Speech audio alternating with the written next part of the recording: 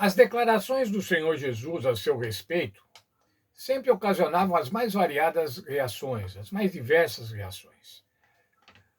Alguns aceitavam, outros rejeitavam totalmente. Alguns sentiam muita alegria, conforto, outros despertavam ódio, total oposição.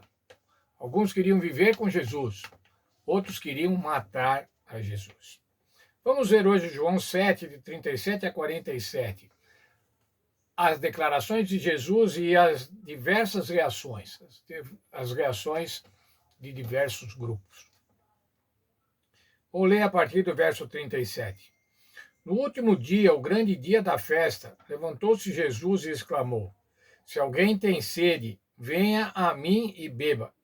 Quem crê em mim, como diz a Escritura, do seu interior fluirão rios de água viva.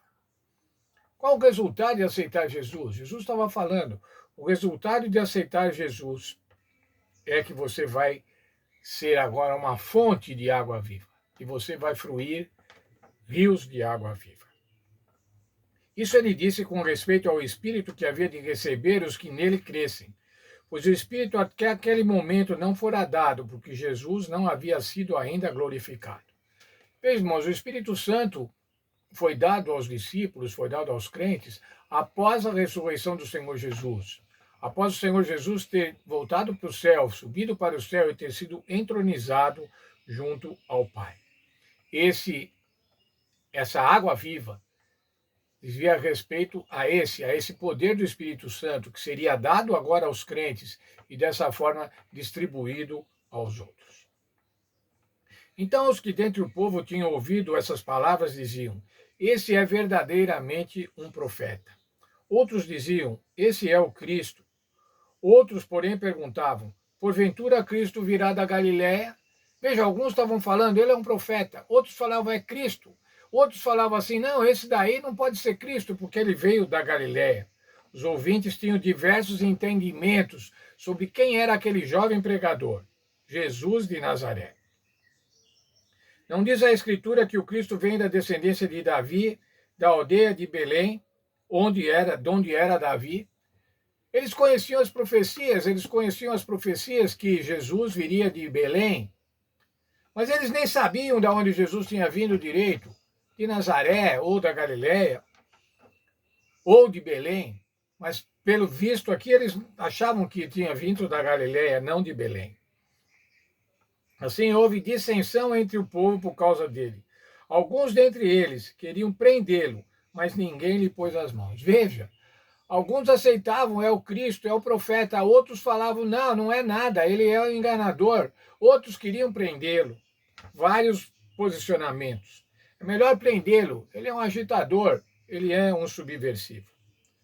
Os fariseus, então, haviam enviado guardas para prender Jesus. Isso está em João 7:30. Os guardas não prenderam Jesus e ainda testemunharam sobre ele. Vejam só, irmãos, que curioso o que aconteceu. João 7:46 a 53. Os guardas voltam sem Jesus. Tinham sido mandados para prender Jesus, mas voltam sem Jesus. Voltaram, pois, os guardas à presença dos principais sacerdotes e fariseus, e esses lhe perguntaram: Por que não o trouxestes? Por que vocês não prenderam? Vocês foram lá para prender Jesus, por que não prenderam? E agora veja o testemunho dos guardas. Responderam eles: Jamais alguém falou como esse homem. O testemunho daqueles que iam prender Jesus, que estavam com a missão de prender Jesus, ao ouvir Jesus, reconheceram que não tinha ninguém falado como esse homem, como esse Jesus. E não tinha mesmo. Esse era o único, esse era o Senhor Jesus, o ungido. Replicaram-lhe, pois, os fariseus: Será que vocês também foram enganados? Escuta, vocês foram lá prender e foram enganados também? Mas veja lá, porventura, ainda o que falaram os fariseus, porventura creu nele algum dentre as autoridades ou algum dos fariseus? Quanto a essa plebe que nada sabe da lei, é maldita.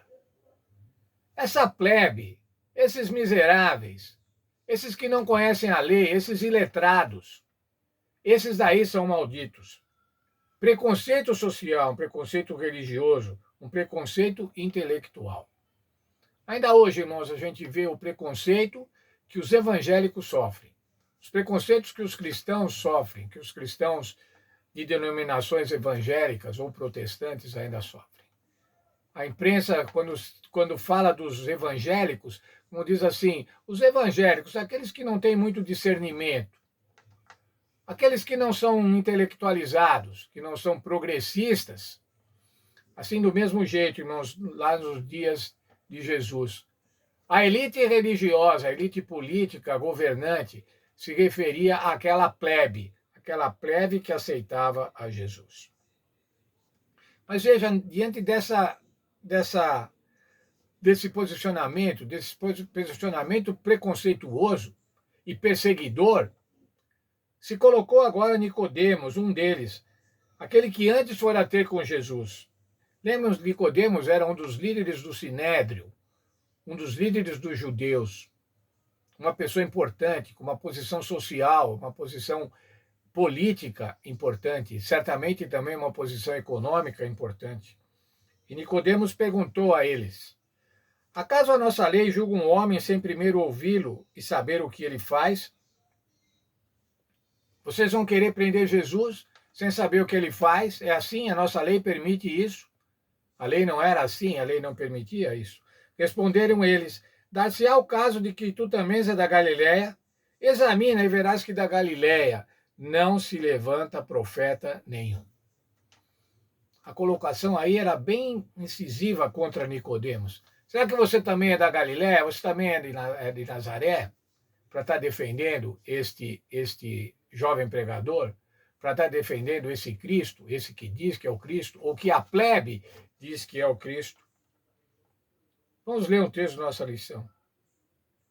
A pergunta dos fariseus deu a João a oportunidade de mencionar novamente Nicodemos, que depois de ter se encontrado com Jesus tentava protegê-lo das maquinações dos líderes religiosos. Será que a nossa lei condena um homem sem primeiro ouvi-lo e saber o que ele fez? Dessa maneira, Nicodemos defendeu Jesus. Será que Nicodemos já aceitava Jesus como Messias? Embora essa cena não prove que ele já a aceitasse, a Bíblia dá evidências sólidas de que Nicodemos passou a crer nele entre esse momento e o que ocorreu depois da morte do Senhor Jesus. Nicodemos foi, além de defender Jesus nessa situação, Nicodemos trabalhou também, ajudou no sepultamento de Jesus. Assim, a resposta àquela pergunta dos fariseus era: sim, um dos fariseus acreditava nele. A pergunta era assim: será que um dos fariseus, esses que são intelectuais, esses que são religiosos, profundos conhecedores da religião, será que eles vão seguir esse Cristo? Vão acreditar nesse Cristo? E a resposta estava lá, naquele momento. Nicodemos creu no Senhor Jesus. João 3,16, irmãos, diz que Deus amou o mundo de tal maneira que deu seu Filho para que todo aquele que nele crê não pereça, mas tenha a vida eterna. O que é importante aí, irmãos, é todo aquele que nele crê. Não são castas sociais, não são padrões econômicos, não são lideranças intelectuais ou lideranças políticas, mas todo aquele que nele crê. Homens e mulheres, jovens, idosos, ricos e pobres, sábios e gente simples, sãos e doentes, pretos e brancos. A salvação, irmãos, é para todos. Por que a salvação é para todos? Porque Deus não faz acepção de pessoas, irmãos. Deus não faz divisão entre as pessoas. Deus não faz hierarquização de pessoas. Isso são atitudes humanas. Isso são atitudes do pecado. O Senhor Deus ama seus filhos igualmente. E dessa forma, então, irmãos, o plano da salvação é aberto, é franqueado para todos aqueles que nele crerem. Todos aqueles que crerem no Senhor Jesus. E graças a Deus por isso, irmãos, porque assim eu estou incluído. Você está incluído, seu filho, seu pai, seus parentes, seus amigos, todos estão incluídos. E nós devemos agradecer por isso, irmãos. O Senhor Deus franqueou o plano da salvação para que todo aquele que nele crê não pereça, mas tenha a vida eterna.